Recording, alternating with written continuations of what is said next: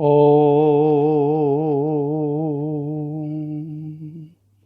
गुरुर्ब्रह्मा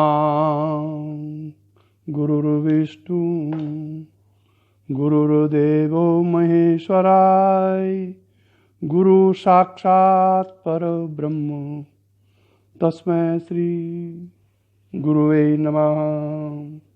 नित्यं शुद्ध निराभासं निराकारं निरंजनं नित्यबोधचिदानन्दं गुरुर्ब्रह्म नमाम्यहम्। यस्य पादप्रभादस्तात् प्रपञ्चो भाति भासुरा तमहं सद्गुरु वन्दे पूर्णानंद चिदात्मकम्। ओम परम भक्त वत्सल सदगुरुदेव श्री देवेंद्र विज्ञानी जी महाराज के चरण कमलों में प्रणाम करते हुए और इस परंपरा के समस्त साधकों की आध्यात्मिक उन्नति की प्रार्थना श्री चरणों में करते हुए मांडूक्योपनिषद का आगे का प्रवचन दिनांक 4/1/2021 को गंगा वाटिका E1 से आगे का प्रवचन प्रसारित किया जा रहा है। कल के प्रवचन में I have already told to you there is two type of मैं अहम। First of all, when we told aham मैं, then that is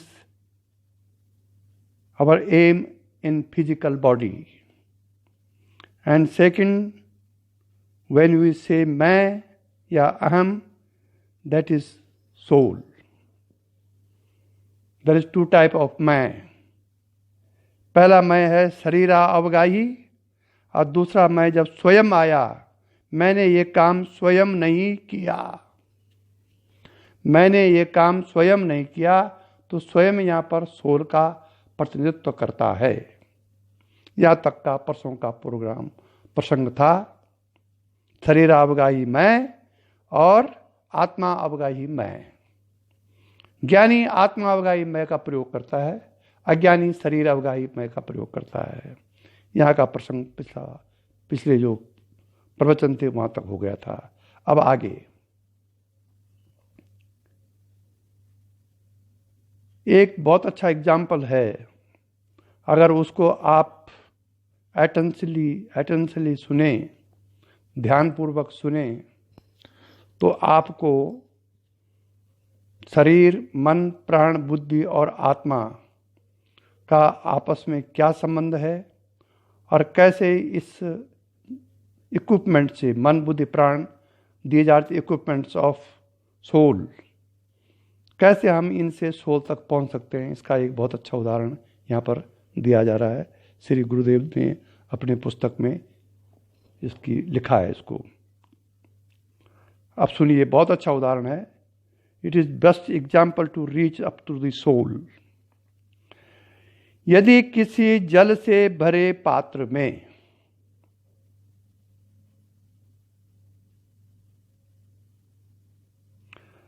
प्रतिबिंबित सूर्य का प्रतिबिंबित सूर्य मतलब रिफ्लेक्शन ऑफ सन।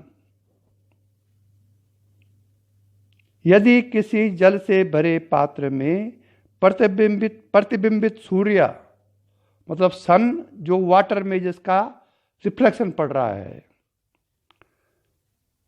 प्रतिबिंब सूर्य का प्रतिबिंब मीन्स रिफ्लेक्शन, अपने बिंब मतलब सूर्य तक, बिंब मीन्स जो ओरिजिनल सूर्य है, अपने बिंब अर्थात मूल रूप को जानने निकले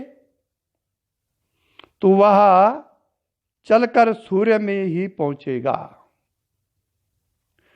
कहने का मतलब है कि एक तालाब है, उस तालाब में आकाश में चमकते हुए सूर्य का प्रतिबिंब या रिफ्लेक्शन पड़ रहा है। यदि उस प्रतिबिंब या रिफ्लेक्शन के सहारे हमको ओरिजिनल सूर्य तक पहुंचना है तो क्या करेंगे? अगर हम विचार करेंगे तो उस प्रतिबिंब से हम आकाश में चमकते हुए सूर्य के पास पहुंच जाएंगे, और तब वहां पहुंचकर हम जान लेंगे कि मैं तो एक ही एक हूं।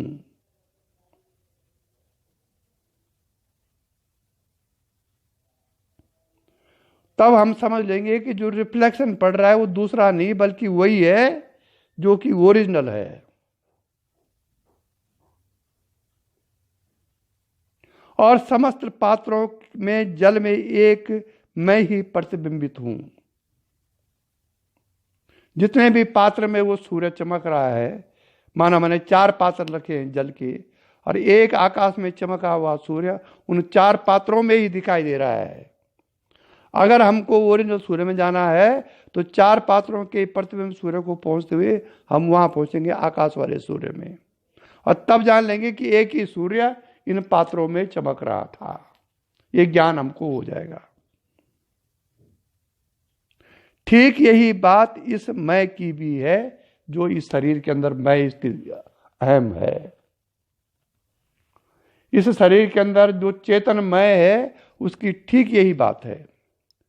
या भी सब साधनों द्वारा खोजते खोजते अपने आप स्वयं या परमात्मा या तुरीय या अमात्र पाद में पहुंचेगा तो इसे अपने वास्तविक स्वरूप का पता चल जाएगा कि मैं तो एकमेव अद्वितीय परमात्मा ही हूं।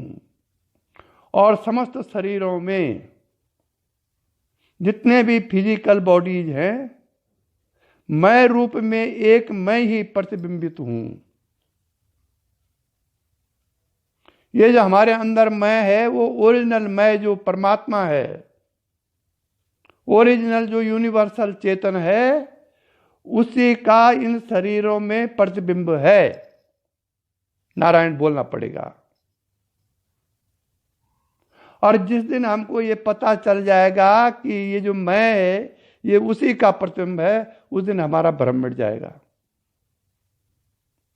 और इसी के अनुभव का नाम मोक्ष है। मोक्ष और कुछ नहीं है।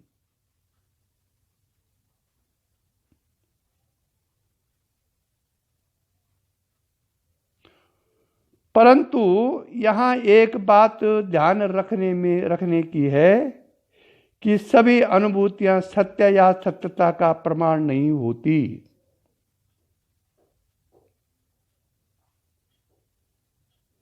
निर्दोष या प्रशस्त शुद्ध देश काल अवस्था की अनुभूतियां ही ग्राह्य होती हैं।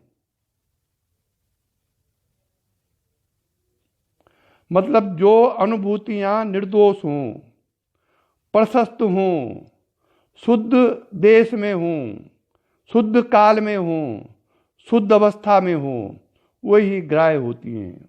मतलब उसी को ग्रहण करना चाहिए।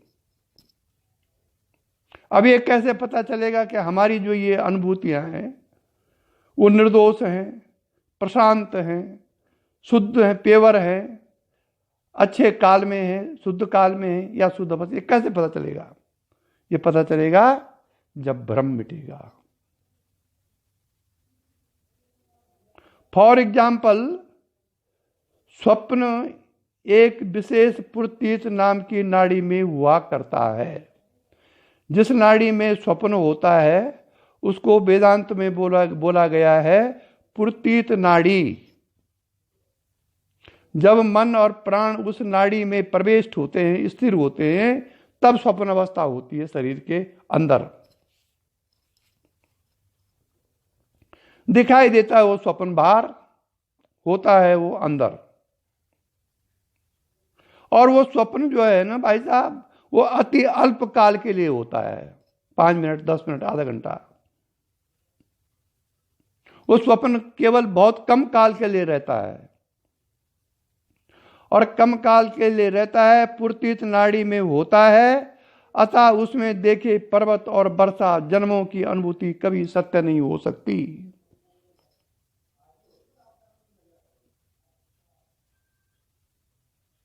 क्योंकि वहां के जो जितने स्थान में महान पर्वत का होना और कुछ ही क्षणों में वर्षों और जन्मों का बीतना संभव ही नहीं है। अतः ये अनुभूतियां अनुचित और निषिद्ध देश काल के होने के कारण ग्राह्य अथवा मान्य या सत्यता का प्रमाण नहीं हो सकती। स्वप्न झूठा है, लेकिन क्रिया शक्ति वाले के जो स्वप्न हैं, एज पर माई एक्सपीरियंसेस, जिनकी क्रिया शक्ति काफी डेवलप हो गई है, उनके जो स्वप्न हैं वो विचित्र होते हैं, अलौकिक होते हैं। उन स्वप्नों से संस्कारों का पता चलता है कि अभी कौन से संस्कार अंदर शेष हैं। अगर आप थोड़ा विश्लेषण करें स्वप्न का, तो क्रिया शक्ति वाले के स्वप्न अलग हैं और साधारण पुरुष के स्वप्न अलग हैं, जैसा कि मेरा अनुभव है। लेकिन होते वो झूठे हैं। स्वप्न के जितने भी दृश्य हैं वो सब झूठे हैं। उनसे आप संस्कारों का पता कर सकते हैं। ओम।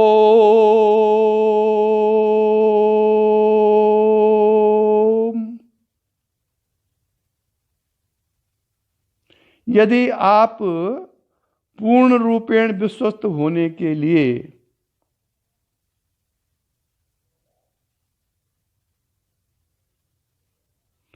मैं की इस कथित प्रभुता को परखना चाहते हो तो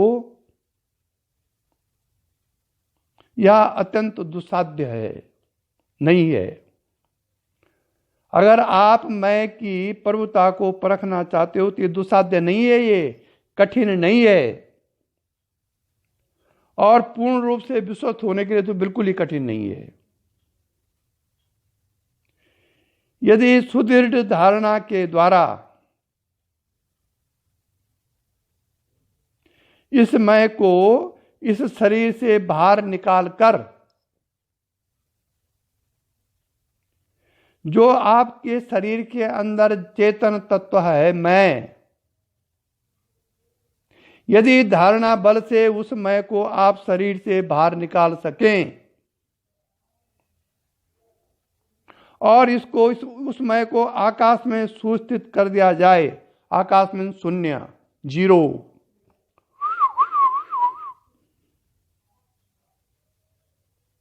अर्थात आकाश रूप कर दिया जाए। शक्तिपात को किसी को यह अपने आप होता है, शून्य में जाता है वो, लेकिन लोग विश्लेषण करते नहीं है। अहम वर्धक साधना करते से उसका फल उनको मिलता नहीं है। अर्थात आकाश रूप कर दिया जाए तो समस्त सृष्टि उसके उधर अंदर पेट में समा जाएगी और या उसके चारों ओर बाहर से 10 अंगुल बचा रहेगा।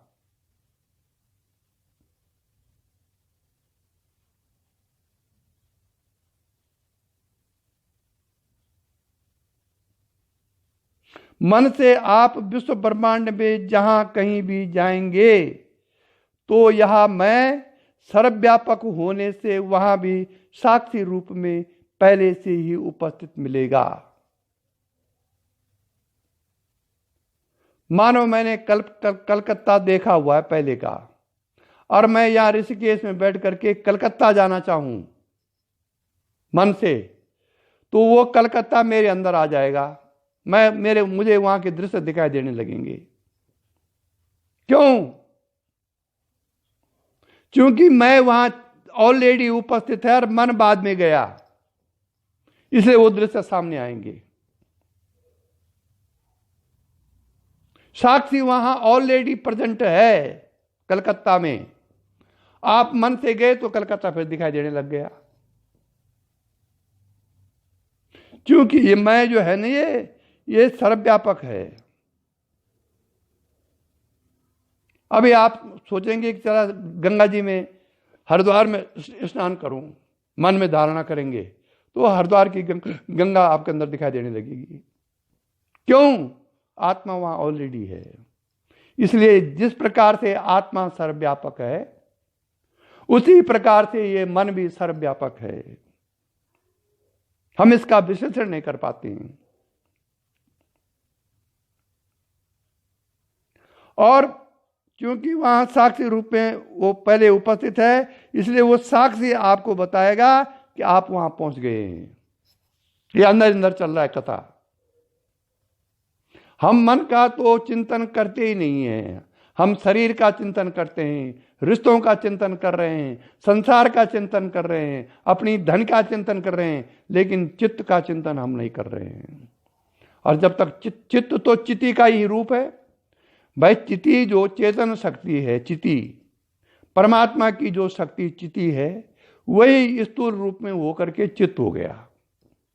अगर आप चित्त का विश्लेषण करते करते करते करते करते करते करेंगे तो आप चिति में पहुंच जाएंगे, सूक्ष्म में। और चिति में पहुंचेंगे तो फिर आप साक्षी में पहुंचेंगे, साक्षी में पहुंचेंगे तो फिर आत्मा के सर्वव्यापक में पहुंचेंगे, सर्वव्यापकता में पहुंचेंगे तो परमात्मा में पहुंचेंगे। फल इतना है चित्त का विश्लेषण करने से। इन दो विधियों के अतिरिक्त और भी अनेक विधियों से आप विश्वस्त हो सकते हैं कि यह मैं स्वयं वास्तव में भगवान का ही स्वरूप है, और जैसे भी बने इसे इस जड़ नाशवान शरीर से मुक्त करके इसके सच्चे वास्तविक स्वरूप परमात्मा में स्थित कर रहा है। यह है सार तत्व ज्ञानियों के लिखे हुए। अगर इसमें हम मनन चिंतन करें, उनमें श्रद्धा भक्ति रखें, उनके बाह्य व्यवहार को ध्यान में रख करके उनके आंतरिक अंतः स्थिति का स्मरण करें, तो ऑटोमेटिकली आपको शास्त्र का जो सार है वो समझ में आने लगेगा। नारायण बोलना पड़ेगा।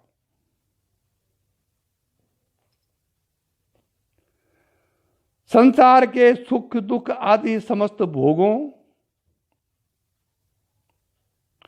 द्वंद्वों का कारण शरीर में मैं भाव अर्थात शरीराध्यास ही है। हम जो इस संसार में सुख दुख राग द्वेष हानि लाभ का जो अनुभव कर रहे हैं, उसका कारण हमारा बॉडी अटैचमेंट है।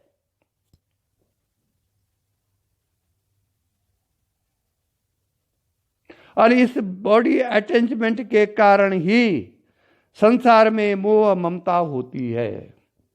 यदि हम किसी अभ्यास से इस मैं को शरीर से अलग कर सके साधना में धारणा बल से, तो दुख होने पर भी दुख नहीं है, सुख होने पर भी सुख नहीं है, राग होने पर भी राग नहीं है, द्वेष होने पर भी द्वेष नहीं है, फिर तो कुछ है ही नहीं। इसीलिए कहा है चिदाकाश माकाश वासम भजे अहम। चिदाकाश में मेरा वास हो बल। तो चिदाकाश क्या है? वही आकाश, शून्याकाश।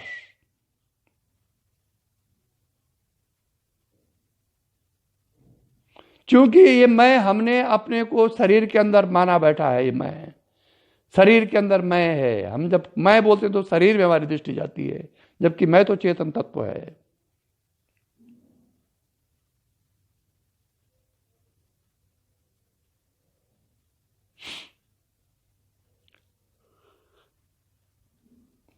वास्तव में समस्त दुख दाह और जन्म मरण का मूल तो यह अहंता और ममता, मैं और मेरा ही है। मोह सकल व्याधिन कर मूल, तुलसीदास जी कह रहे हैं, ते ही ते पुनि उपजई बहुसूला। मोह सकल व्याधिन कर मूला, ते ही ते पुनि उपजई बहुसूला। इसलिए भाई साहब, जिसका जिस शरीर में मैं भाव रहता है, एक वही उसका शरीर माना जाता है। दूसरा कोई भी शरीर उसका नहीं माना जाता। ज्ञानी का अपने शरीर में भी मैं भाव नहीं रहता, क्योंकि वो तो शरीर से ऊपर उठ चुका है। ज्ञानी का अपने शरीर में भी मैं भाव नहीं रहता, वह तो केवल स्वरूप में ही स्थित रहता है। यदि उसमें शरीराध्यास है, तब तो वह ब्रह्मनिष्ठ ज्ञानी ही नहीं। नारायण बोलना पड़ेगा।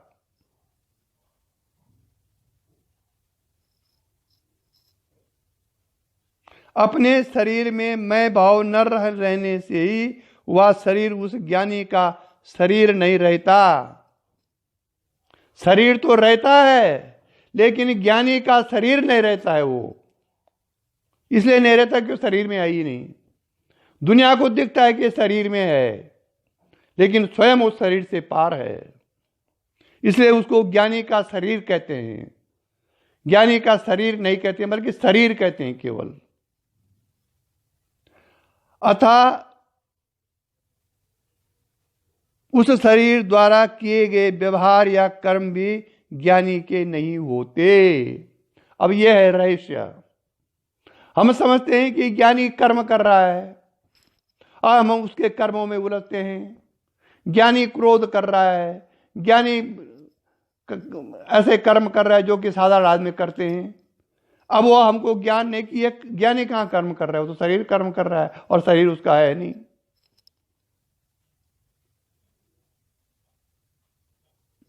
अतः उस शरीर द्वारा किए गए व्यवहार या कर्म भी ज्ञानी के नहीं होते, उस शरीर के होते हैं जो प्रकृति द्वारा स्वतः कराए जाते हैं। यह है रहस्य। प्रकृति क्रियमाणानि, गीता बोल रही है, प्रकृति क्रियमाणानि गुणे कर्मणि सर्वसा अहंकार विमूढ़ात्मा कर्ता अहम इति मन्यते। मूर्ख लोग जो हैं, अहंकार ग्रस्त जो लोग हैं, वो कहते हैं कि मैं कर रहा हूं, मैं करता हूं। ज्ञानी तो इससे इस सबसे अलग है, कर्ता भाव से अलग है। वो गुण कर्म तथा प्रकृति, हिंदी में इसका अर्थ है गुण कर्म तथा प्रकृति से सारे, यह कर्म चक्र यूं ही है फिरता। मदमोहित अंतःकरण पुरुष कहता है कि मैं हूं करता, अहंकार विमूढ़ात्मा कर्ता अहम इति मन्यते। ज्ञानी के लक्षण यही हैं कि वो अपने को कभी कर्ता नहीं मानता है। ये शरीर कर रहा है, ये ज्ञानेंद्रियां कर्मेंद्रियां कर रही हैं, ये मन कर रहा है और ये सब प्रकृति के अंतर्गत हैं।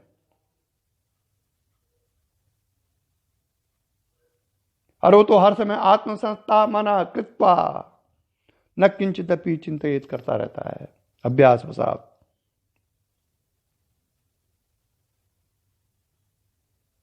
गीता के इस प्रवचन के अनुसार, गीता के इस वचन के अनुसार उन्हें ज्ञानी के कर्म नहीं माना जा सकता, तो ज्ञानी उनसे लिप्त क्यों होगा? जब वो अंदर से कोई कर्म कर ही नहीं रहा है ज्ञानी, तो कर्म में लिप्त भी कैसे हो सकता है? दिखता है कि बड़ा लिप्त है ये भारी दशा से। उसे संसार स्वप्नवत मिथ्या दिख सकता है, परंतु अज्ञानी की भांति सत्य नहीं दिखता। ज्ञानी को संसार स्वप्नवत लाइक ए ड्रीम दिखता है और अज्ञानी को सत्य दिखता है। यही अंतर है दोनों में। देखते दोनों हैं।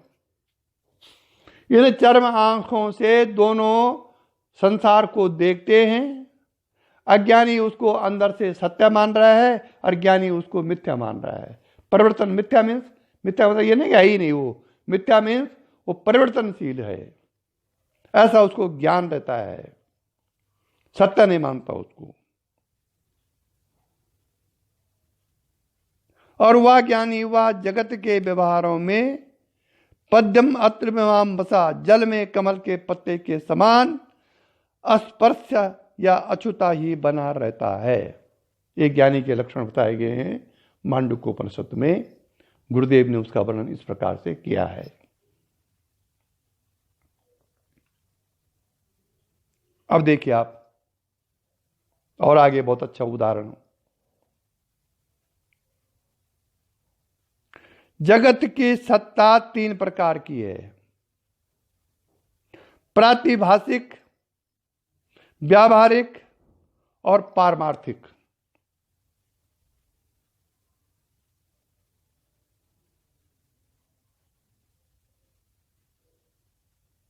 इनमें से स्वप्न जैसी प्रातिभाषिक बंधन नहीं करती। स्वप्न के जितने भी दृश्य हैं, जो कुछ आप स्वप्न देखते हैं, वो बंधन कारक नहीं होता है। और पारमार्थिक जो है वो स्वयं भोग स्वरूप है, वो भी बंधन कारक नहीं है। स्वप्न और पारमार्थिक दोनों बंधन कारक नहीं है। रजोगुण संभूत कर्म होने के कारण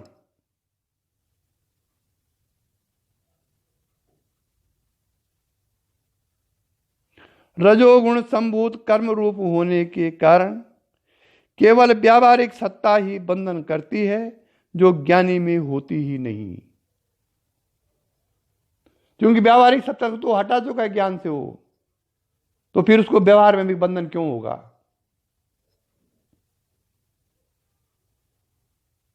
ज्ञानी में जगत की सत्ता यदि रहती भी है तो वह स्वप्नवत प्रातिभाषिक ही होती है, जो बंधन नहीं करती, क्योंकि वो स्वप्नवत देख रहा है जगत को।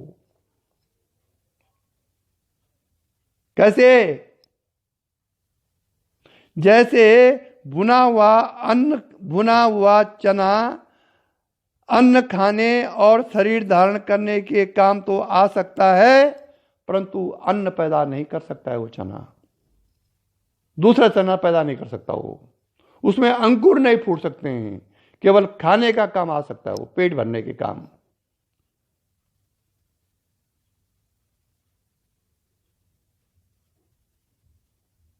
इसी तरह ज्ञानी का ज्ञान वर्जित कर्म और संस्कार उसके जीवन यापन के काम तो आते रहते हैं, परंतु और नए कर्म या संस्कार नहीं बना सकते।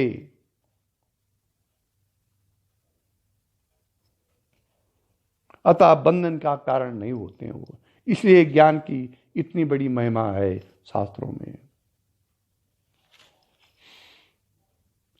कबीरदास जी बोलते हैं, आत्मज्ञान बिनु होवे ना कछु,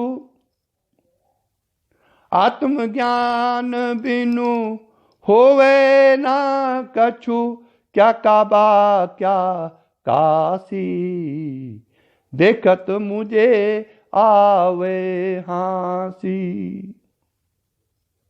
का भई नर गंगा जल पिए, और का भई मुंडे सन्यासी, देखत मुझे आवे हांसी। आत्मज्ञान यदि नहीं है भाई साहब, तो कोई रूप धारण कर लो, गेरुआ वस्त्र धारण कर लो, मुंडन कर लो, लंबी चूटियां रख दो, लंबी दाढ़ी रख दो, इससे कोई, ये तो बाहरी बंधन है। आत्मज्ञान का लक्षण अंतरात्मा है, न कि अन्य है। ये भी एक सम्मानीय वो है भेष, लेकिन ये शरीर के भेष हैं, आत्मा के कोई भेष नहीं है। कबीरदास इसी तो कहा सबसे बड़ा आत्मज्ञानी तो कबीरदास हो। कोई शास्त्रों का ज्ञाता था कबीरदास, या कोई बहुत बड़ा दार्शनिक थे कबीरदास जी, या बहुत बड़े उपनिषद पढ़े उन्होंने, कुछ नहीं थे, अनपढ़ थे, लेकिन उनको चाबी मिल गई आत्मज्ञान की, फट खोला और आत्मज्ञान हो गया।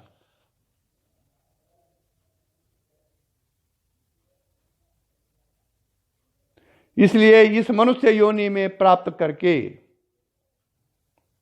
गुरु से दीक्षा लेने के बाद भी यदि हम अपनी साधना के द्वारा, गुरु के आशीर्वाद के द्वारा, गुरु से बार बार विचार विमर्श करने के बाद भी यदि हम आत्मज्ञान में तृप्त नहीं हो पाए, तो हमसे बड़ा दुर्भाग्यशाली संसार में कोई नहीं है।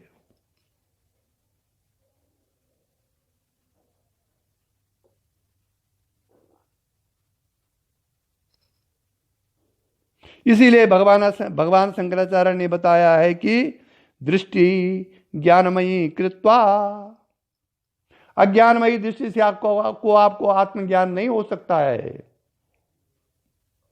आपको दृष्टि पहले ज्ञानमयी करनी पड़ेगी। दृष्टि ज्ञानमयी कृत्वा और पश्येद ब्रह्ममयम जगत। पहले अपनी दृष्टि, आंतरिक दृष्टि, ये आंखों की दृष्टि नहीं। आंखों की दृष्टि तो आप बोतल बोतल देखेंगे, टेबल को टेबल देखेंगे, चेयर को चेयर देखेंगे, औरत को औरत देखेंगे, मर्द को मर्द देखेंगे। अंदर की जो दृष्टि है वो ज्ञान रूपी होनी चाहिए। इसलिए शंकराचार्य जी कहते हैं कि दृष्टि ज्ञानमयी कृत्वा। अगर ज्ञानमयी दृष्टि आपकी हो गई तो पश्येद, देखना, ब्रह्ममयम जगत, इस संसार को ब्रह्ममय दिखाई दिखेगा। और ये होता है प्रैक्टिकल। विशेषकर शक्तिपात दीक्षा वालों को ये होना चाहिए। यदि नहीं हो रहा है तो या तो फिर गुरु में कमी है या फिर शिष्य में कमी है।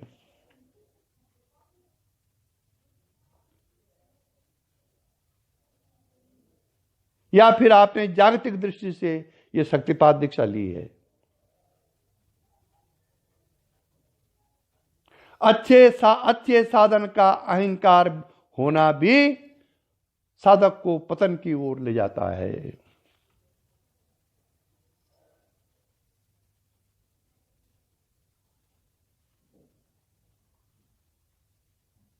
अर्थात नेत्रों पर ब्रह्म ज्ञान का उपनेत्र लगाकर जगत को ब्रह्ममय देखो।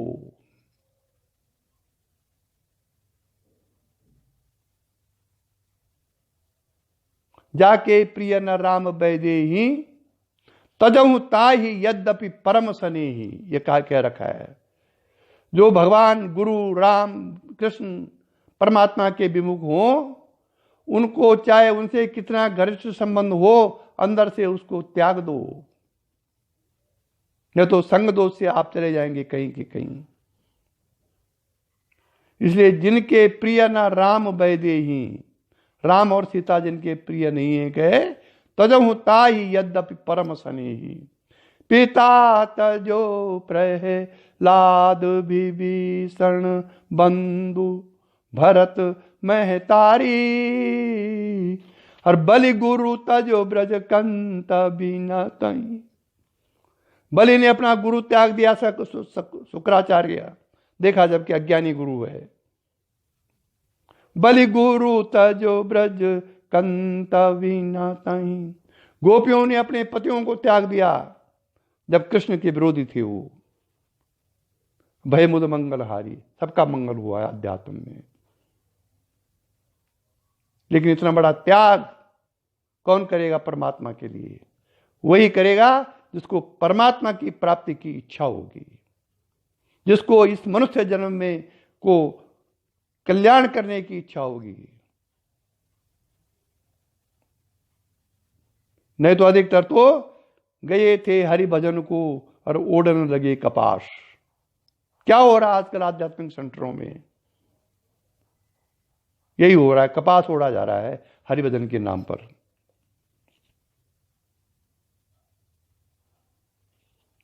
इसका तात्पर्य दृष्टि और सृष्टिवाद भी हो सकता है। जैसी हमारी दृष्टि होगी अंदर की, वैसी हम सृष्टि को देखते हैं। चोर को पूरा संसार चोर ही नजर आता है, जुआरी को पूरा संसार जुआरी नजर आता है। इसलिए हमारी दृष्टि अगर निर्मल चेतन युक्त है तो ये जड़ जगत में हमको चेतन दिखाई देगा। अगर हमारी दृष्टि आत्मभूत है, आत्म दृष्टि हमारे अंदर है, तो बुरा से बुरा आदमी के दुर्गुण हमारे अंदर नहीं आ सकते। हम उसको बुरा देख ही नहीं सकते।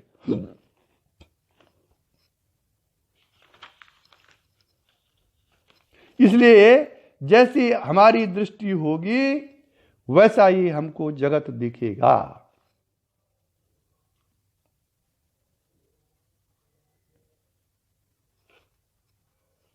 आकाश ज्ञानी और अज्ञानी दोनों को नीला ही दिखता है,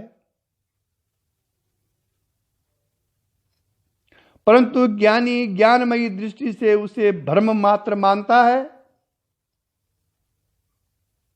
क्योंकि आकाश में तो कोई रंग होता ही नहीं है। और अज्ञानी उसे सत्य मानता है। देख रहे हैं दोनों आकाश को नीला।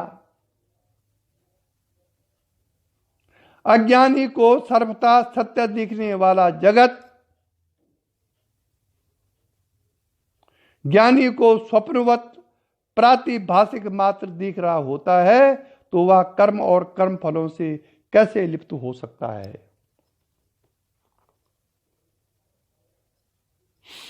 ओम।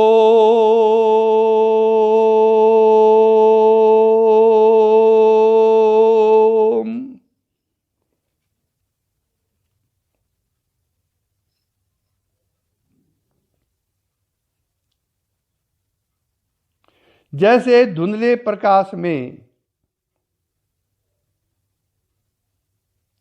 रस्सी स्वयं अपने स्वरूप में स्थित रहते हुए ही किसी को सर्प, किसी को लाठी, किसी को लकीर, किसी को जलधार आदि अनेक रूपों में दिखती है, जबकि रस्सी कभी कोई निर्माण नहीं करती। हमारी चित्त भूमिका के अनुसार कोई उसको सर्प देख रहा है, कोई उसको लाठी देख रहा है, कोई उसको लकीर देख रहा है, कोई उसको जल की धारा देख रहा है दूर से धुंधले प्रकाश में, क्योंकि हमारे चित्त वैसे वैसे हैं। जबकि रस्सी कुछ कर ही दे रही है, वो तो अपनी जगह पड़ी हुई है।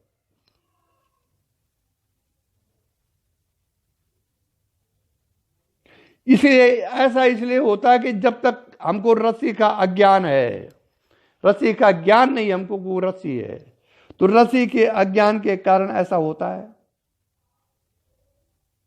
और जो ही हमको रस्सी का ज्ञान होता है, तो जितने भी रूप हमको और दिख रहे हैं अलग अलग, सर्प, लाठी, लकीर, जलधारा, वो सब उस रस्सी में ही विलीन हो जाते हैं। तब रस्सी का ज्ञान होने पर हम रस्सी को देखते हैं। अब उससे पहले जितने भी रूप हम देख रहे थे वो सब रस्सी में विलीन हो गए। न वो रूप आए थे, और अगर आए थे तो फिर रस्सी में ही विलीन हो गए, रस्सी का ज्ञान होने पर। और फिर वो रस्सी की रस्सी रह जाती है। इसी प्रकार परब्रह्म में अनेकानेक रूपों में दिखने वाला या नाम रूपात्मक प्रपंच परब्रह्म के अज्ञान के कारण ही भासता है।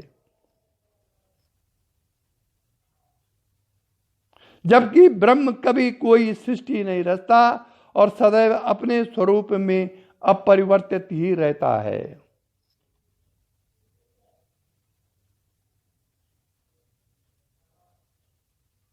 आत्म साक्षात्कार,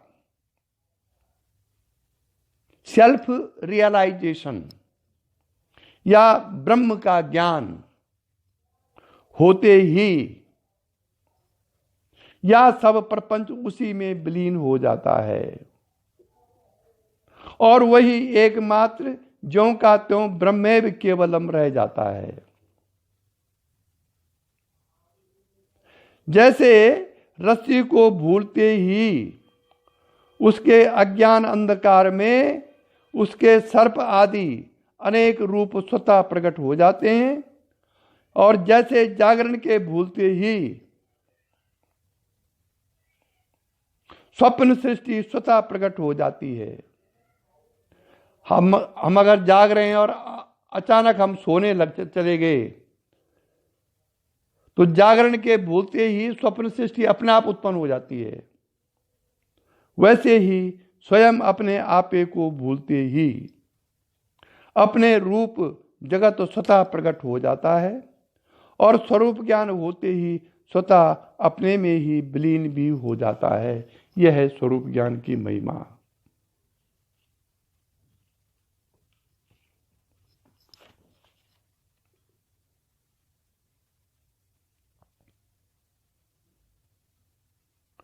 उस अनादि देव का स्वभाव ही है कि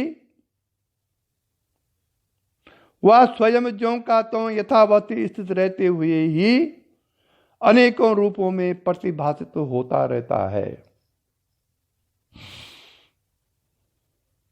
संसार के प्रत्येक वस्तु में जो कुछ हमको इस संसार में दिखाई दे रहा है या जो कुछ दिखाई देगा या जो कुछ दिखाई देता था पूर्व में, उन सब रूपों में उस परमात्मा व परमात्मा ही प्रतिभासित होता रहता है, हुआ है और होता रहेगा। उसमें जागृत, स्वप्न, सुषुप्ति, तुरीय, सृष्टि और प्रलय अनेक प्रतिभासित होते रहते हैं और होते रहेंगे, पर वह उत्तम मणि की भांति ज्यों का त्यों ही स्थित है।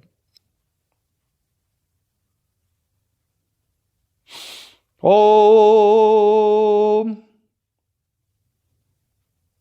जैसे कौस्तुभ मणि स्वयं अपरिवर्तित रहते हुए ही अपने ही अंदर स्वतः ही अनेकानेक रूपों में स्फुरित होती रहती है, चमचमाती रहती है, ऐसे ही यह अनिर्वचनीय देव आत्मदेव भी अपने ही अंदर स्वतः अपनी चित्त सत्ता में अनेकों रूपों में स्फुरित अथवा प्रतिभासित होता रहता है, कहीं कोई सृष्टि नहीं होती।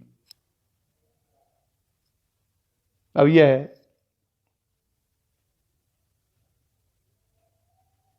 अब एक उदाहरण बहुत अच्छा और है। अथवा जैसे भूमि में उगी हुई सघन घास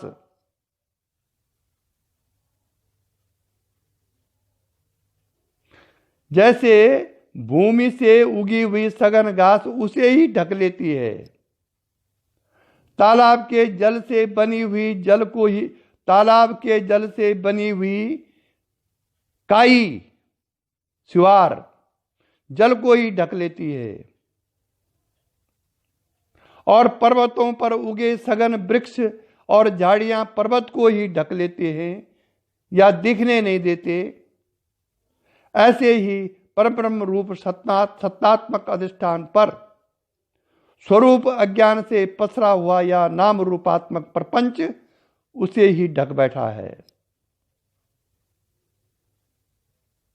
उसका प्रत्यक्ष या साक्षात्कार नहीं होने दे रहा है या अज्ञान। जैसे घनी घास, काई, सघन वृक्षों को हटाकर ही भूमि, जल या पर्वत देखा जा सकता है, ऐसे ही नाम रूपात्मक आवरण विक्षेप रूप अविद्या को हटा करके ही परमात्मा का साक्षात्कार किया जाना संभव है। सच्चिदानंद घन, सत्य प्लस चित्त प्लस आनंद, इसको बोलते हैं सच्चिदानंद रूप ब्रह्म का सत्ता रूप है जागृत में, चेतन या प्रकाश रूप स्वप्न में और आनंद रूप सुसुप्ति में विचार पूर्वक स्पष्ट अनुभव या बुद्धिगम्य किया जा सकता है।